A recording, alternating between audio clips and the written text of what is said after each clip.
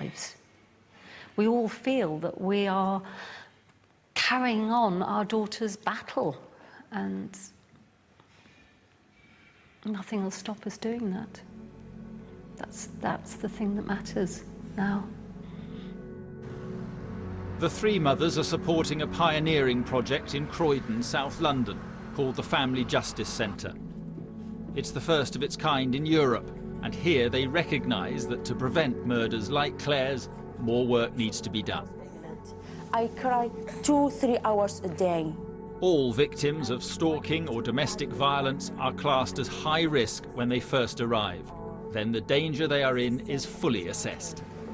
If people were coming here and they were coming here for help with stalking, we'd listen to what they would say was happening, what help they needed, and then put them in touch with the right people here.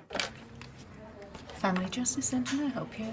At the moment we've got 30 plus agencies and organisations, and that's people from Relate, from Victim Support, from Croydon Women's Aid who provide refuge, police officers, investigators, so right across the full range of services that people would need to get help from. Are you still part of the same team? Yeah. Police in Croydon believe working with other agencies at the centre makes it easier for them to protect victims of stalking. In the year before the Family Justice Centre was established in Croydon, we had 4 murders that were related to domestic violence. The centre's now been in operation for 2 years, and we haven't had domestic-related murders. But the centre is far more than that. Whilst we want to prevent murders, we want to reduce harm. It's providing the environment, it's meeting the needs of the persons. From a police service perspective, the Family Justice Centre enables police officers to focus their skills on the investigation. It's about holding perpetrators to account. We're out to support family justice centres, and the three of us truly believe that they save lives, that they could have saved our daughters' lives. Tricia, Stella and Carol want to see one such centre in every city. They were there in January 2008 when the Home Affairs Select Committee visited. The MP's mission? To find out if they're the answer to the growing problem of stalking and domestic violence.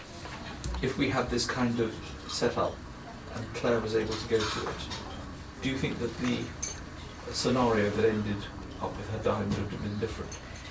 I think it quite possibly could have been different, because you're not having one person having to assess. You have many people assessing,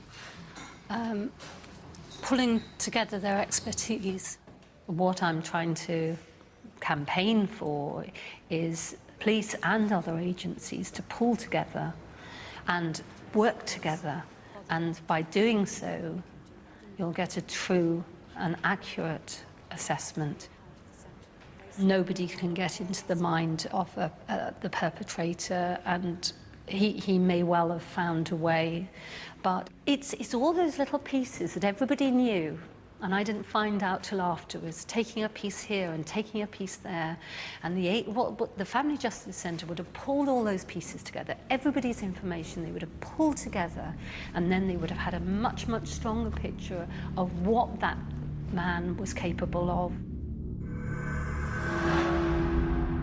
Clare's murder brought shock and fear to the plush surroundings of Knightsbridge. But almost 3 years on, the police and authorities' new approach to stalking may yet save other lives.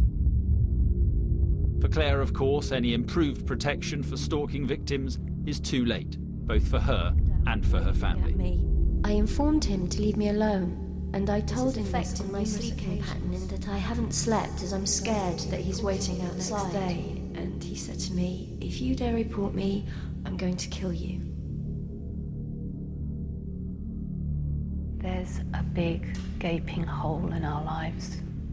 This terrible void that will never be filled. It's preventing other families from the heartache that we've felt and are feeling.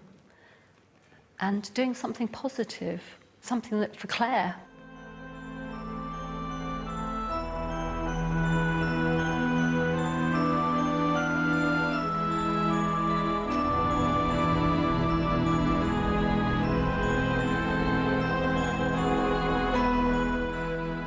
for further information on this programme, please go to our website, itv.com/realcrime.